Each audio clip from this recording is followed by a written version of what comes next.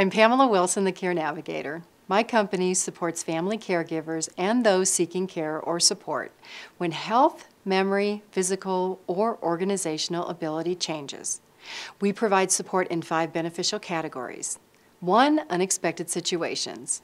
2, ongoing oversight of daily care needs, including household management. 3, assessments and recommendations. 4, legal advocacy, serving as guardian, power of attorney, and personal representative. And 5, care transitions, when living at home may no longer be possible or additional support may be needed. I'm Pamela Wilson, the Care Navigator, providing solutions for life's unexpected changes. Are you a caregiver on the edge? Have you been caregiving unselfishly for a period of time and you're about at the end of your rope, but you still can't make the decision to set boundaries? Or you're still wishy-washy about what you want to do versus what you know you really should do? Does your loved one scare you when they yell at you or tell you that they won't do whatever it is you're asking them to do? For those of you who haven't had this experience, it might sound silly. A parent refusing to do something? If you're a caregiver, there will more than likely be a day when you're in the position of having to convince the person for whom you're providing care to do something they don't want to do. Whether it's take medications, take a bath, eat, participate in physical exercise, or allow a caregiver into their home to provide support. There will be a time when your loved one raises their voice or screams at you, telling you they won't let you back into their house, that they'll disown you, and that you can't tell them what to do. These are scary and threatening situations for inexperienced family caregivers, and situations that often result in avoidance. There are times when your caregiving situation becomes a nightmare that just seems to go on and on and on. So you do your best to make it day by day. Many of you think that this can't, won't, or doesn't happen. It's more common than you might imagine. I often hear, "Dad, Mom, they've been like this for years." Refusing to bathe, poor hygiene, refusing medications and care. While these are common caregiving issues, left unaddressed, they'll only become more advanced, more problematic. We work with many families who've allowed situations to go further than they should because the families simply didn't know what to do to arrive at a solution. Some of these situations arrive because the caregiver hasn't set boundaries and they're overwhelmed.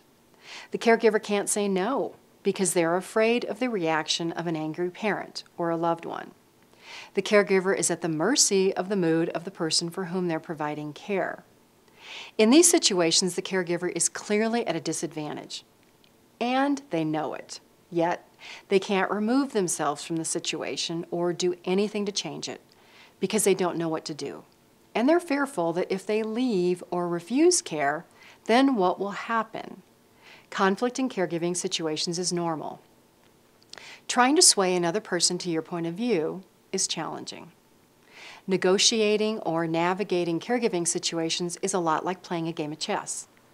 The big perspective of the situation is needed in addition to a strategy. The challenge is that you're playing the game of chess with a loved one or a parent who likely has different goals and desires about how their life should be.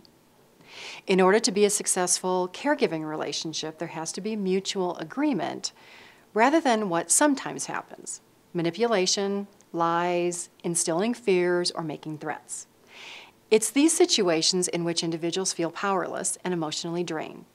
And sometimes it's the adult children caregivers who are doing the manipulation, the lying, instilling fears, or making threats. The unattractive behaviors of caregiving go both ways. On the other hand, if your loved one is experiencing memory loss or is diagnosed with a cognitive problem, mutual agreement may not be possible. Care may be needed beyond what their ability to understand the care that they need. You simply have to make the decision knowing that your loved one will disagree with you. That brings on more feelings of overwhelm and more guilt.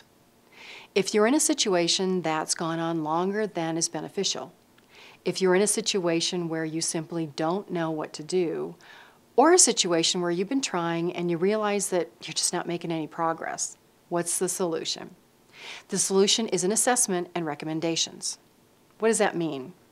When we participate in an assessment, we visit the home or the location of the person needing care, whether it's a private home, an assisted living community, a nursing home, or the hospital.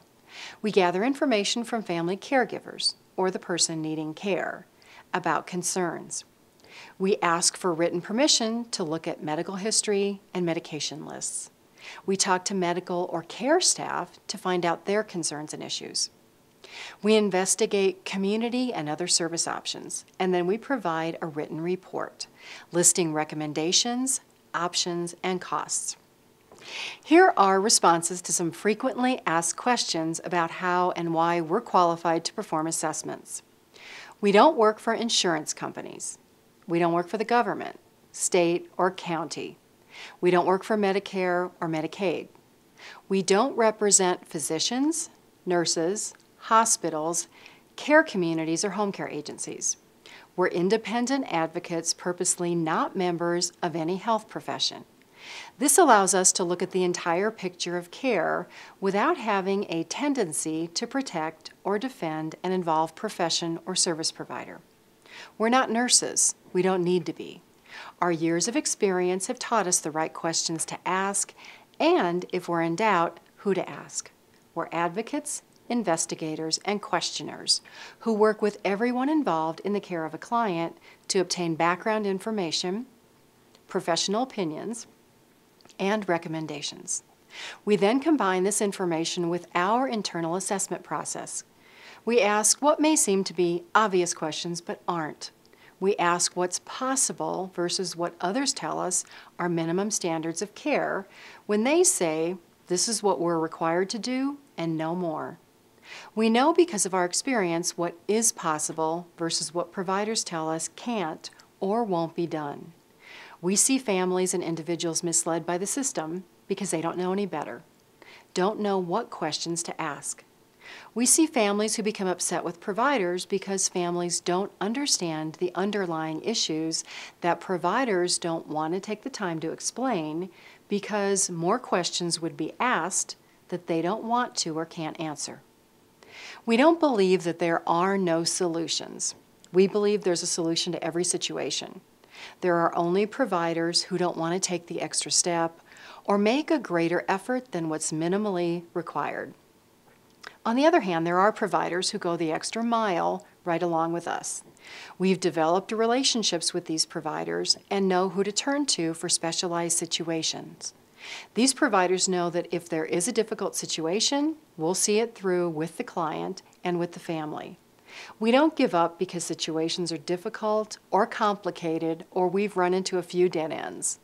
We help families care for their loved ones within the sometimes crazy rules of a healthcare system that's imperfect. We can't make the system perfect, but we can recommend and coordinate plans and services to make life a little easier and less stressful for caregivers and loved ones. We've done this for over a decade. We assess situations, make recommendations, and help you plan for the short and the long term.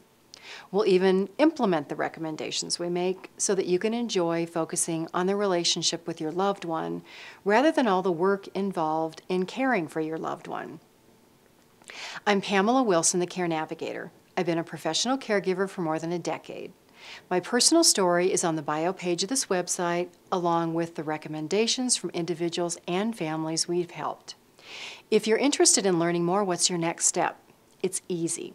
There's a contact sheet on this website where you can enter your information or simply pick up the phone and give us a call.